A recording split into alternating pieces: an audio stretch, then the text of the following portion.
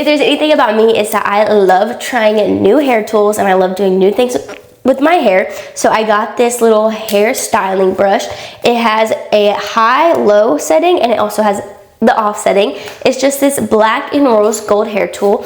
It's kind of like a brush and you just kind of do like that. This is going to give me the perfect blowout. So I'm gonna go ahead and take my hair down and turn this on. So as you can see, it's already going. You can use this on damp hair or dry hair. I'm gonna be doing it on dry hair today. So I'm gonna go ahead, take my hair down and start using it. So my hair is down and I'm gonna turn it on low and it is blowing out hot air. So I'm just going to first by brushing my hair and then just going outwards with it. Just like that.